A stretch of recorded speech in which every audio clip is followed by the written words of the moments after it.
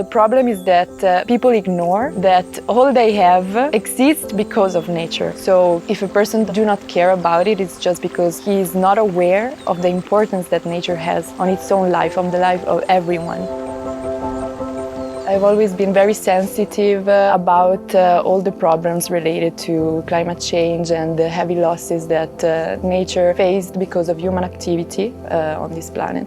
So one of my goals in life is to actively contribute to mitigate the damage that we are doing. That's why I choose to study ecology, but related more to the climate change aspect, so try to understand the effects of anthropic action on ecosystems and most of all to find ways to mitigate these actions. That's why I choose this kind of path, and that's what's motivated me, just to understand but also to know how to improve our way of living and ultimately develop, shape, let's say, a society that lives in connection with nature.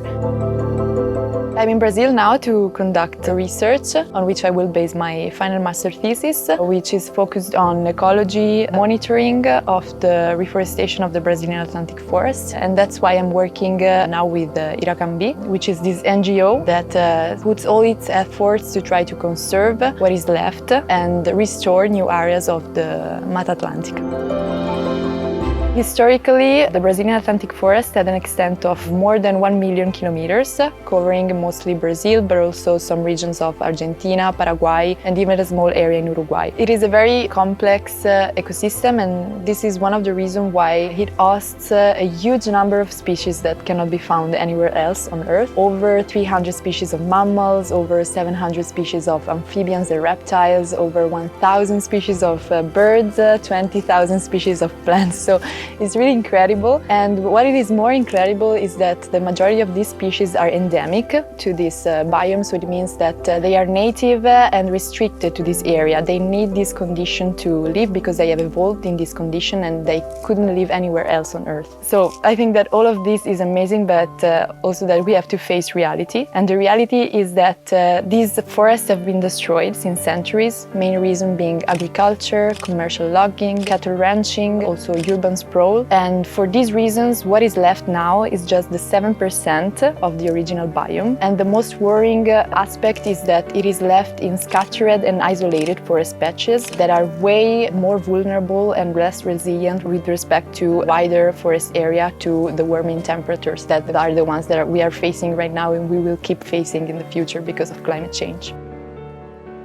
Thanks to the help of my supervisor, Roberto Cazzola-Gatti, who is a biologist and a professor at the University of Bologna, I developed a protocol to help with this monitoring of the effects of Iracambi's conservation effort. So what we want to understand is the direction in which these efforts are going, if it is actually helping the ecosystem to restore itself, if it is actually conserving what is left here. In Iracambi, what we can find are different kinds of forest management. We have some areas in which there are eucalyptus plantation. We have some reforested areas in which Iracambi's workers directly planted some native Mata Atlântica seedlings. But then we have also some areas that were a bare land and they were simply fenced, and then the forest was allowed to naturally regenerate itself. And finally, we can also find some selective logging areas. That means that there the forests were never grazed to the ground, let's say, but some certain trees have been cutted. But still we can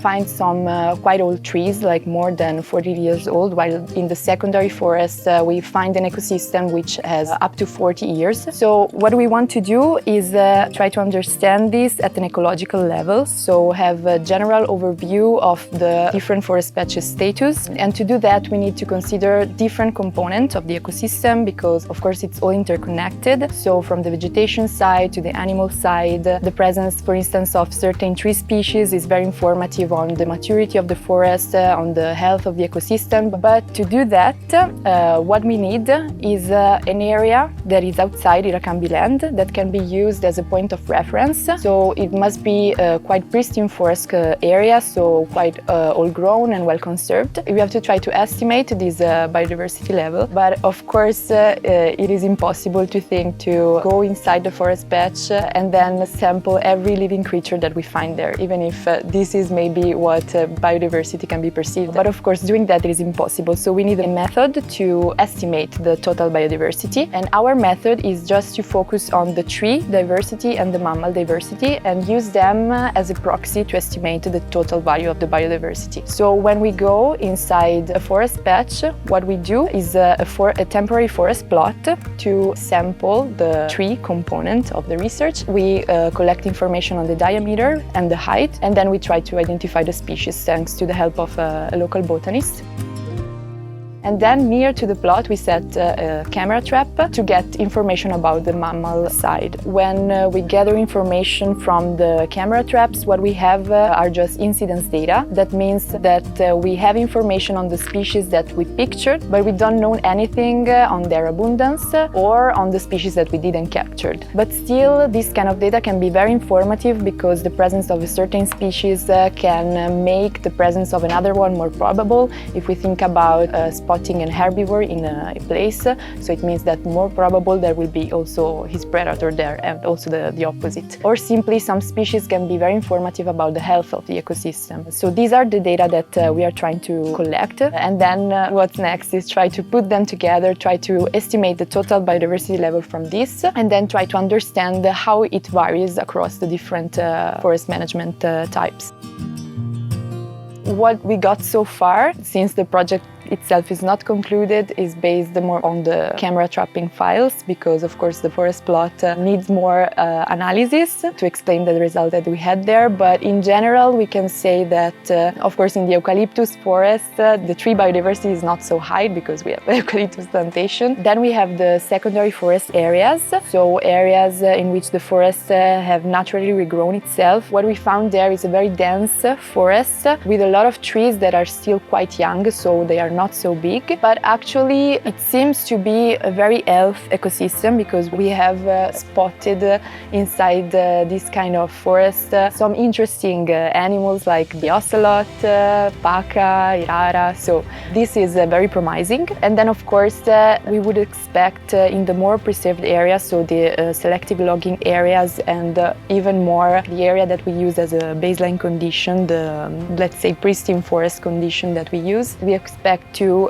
find a higher biodiversity, both in terms of mammals and in terms of tree diversity. I'm very interested in the result of the reforested areas because here we can understand how different it is to directly plant seeds to restore an area from just simply fence it and allow the forest to regenerate itself. So far we got some interesting results even in the reforested parts, so very promising in this sense, but still we still have to understand the differences between these different treatments. It is a quite complex project, so I think that the most difficult thing for me is try to manage this alone, because actually I'm here alone, I'm the responsible for all of this project and it's quite big. But I really have to thank Iracambi because of all the support and the contribution that he's giving me. So the easy part is the relationship that I'm establishing with all the people here that always help me and try to find solution of the problems that come up. So that makes this way more easier than it will be. From the first moment that I came here, I felt home. I felt very surprised and fascinated about all these incredible landscapes, this incredible nature, this mar de montañas of Minas Gerais. I really believe in this project and I really would like that the outcome of it help this NGO to demonstrate the potential that they have. The work and the passion that they put inside their work, it's amazing and it's very inspiring. It makes you really believe in what you are doing, what they are all doing. So I think that this NGO and most of all the people that works there have a great potential to do more. They need, of course, a lot of support, but I think that the work they did so far is still amazing and can only be an example for other realities here in Brazil. And I think that this could be only the starting point to restore as much as possible the pristine condition of the Mata Atlântica.